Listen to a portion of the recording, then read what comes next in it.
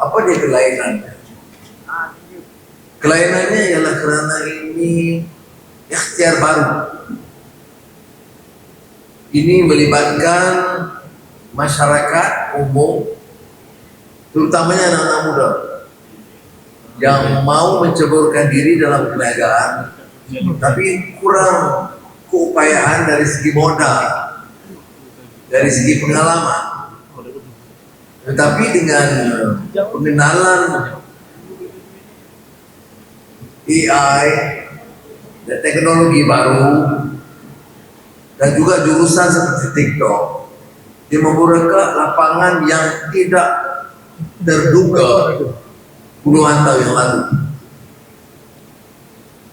Dan tentunya peluang ini nampak terbuka. Saya ikuti tentunya dari rekan menteri yang banyak membantu, dan saya nak jelaskan di sini bagi kerajaan Madani kita terbuka mendengar tren negara baru. Dengan anggap saya punya kemahiran dalam bidang ini, tetapi bedanya ialah pimpinan kerajaan sedia mendengar dan membuat beberapa penyesuaian untuk memastikan perjalanan kerja di lebih teratur. Itu kerja kita. Sekarang ini umpamanya kalau lihat dari kejayaan tahap perniagaan, saya terlambat sedikit tadi kerana saya hadir di suara khazanah negara, dan tentunya ini melihat daripada urusan bank yang terbesar, khazanah negara pun yang terbesar, tetapi juga disinggung tentang keperluan menjaga kepentingan peniaga-peniaga kecil dan juga usaha-usahawan baru dalam lapangan yang dahulunya tidak terkendali dan tidak diusahakan. Dan saya bangga bersama di sini. Terima kasih sekali lagi sudah tahu dan beri kesempatan saya untuk berinteraksi secara langsung. Saya tak payah jelaskan tentang potensinya. Yang perlu daripada saudara ialah bagi pandangan, bukan saja daripada urusan TikTok, tapi daripada semua. Apa lagi yang perlu kita lakukan untuk perbaiki landscape, ekosistem, supaya pengurusan itu lebih senang dari dulu. Nah, itu saya terbuka. Lagi cepat sudah kemukakan, lebih cepat saya boleh nilai.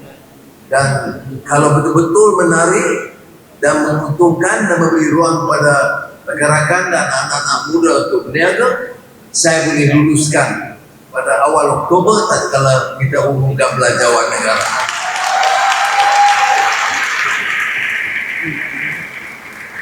Sekarang yang umpamanya kita ada akta perdagangan elektronik yang diluluskan sejak 2006 dulu.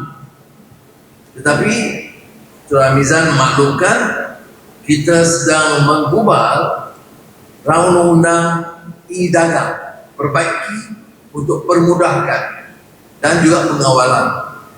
Seperti mana saudara dan anak tahu, setiap ikhtiar baru atau inisiatif baru, dia juga ada beberapa kekangan dan cabaran.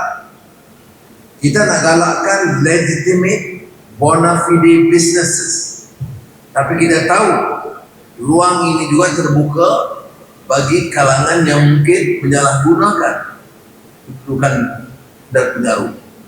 Oleh itu, sebagian peraturan harus ada. Orang yang memperkenalkan apa-apa juga jenis barang, makanan atau barangan itu dijual, mesti ada nilai etika yang diterapkan.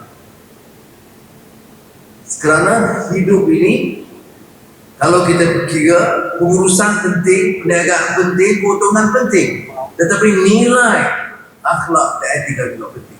Sudah juga nak kemudahan-kemudahan yang ada, berapa banyak, berpuluh bilion ringgit melalui pelbagai agensi, Amanah Ikhtiar, Tekun, Mara, Puskop, beberapa kementerian, pelbagai bentuk pinjaman. Selalunya pinjaman untuk peniaga-peniaga besar, bank, puluh bilion. Untuk SME, 10 bilion kita tahu. Bagaimana tentang mereka kecil. Bagaimana usaha baru. Tanya track record, mana ada track record. Baru nak mula. Nak tanya modal, mana cari modal. Jadi sebab itu saya nak ada penjelasan. Terima kasih Firdaus. Cari jalan apa-apa masalah. Kita akan ada jadual di mana kalau ada masalah di kalangan usaha-usaha kecil baru ini, biar ada satu ruang di mana saudara boleh beritahu.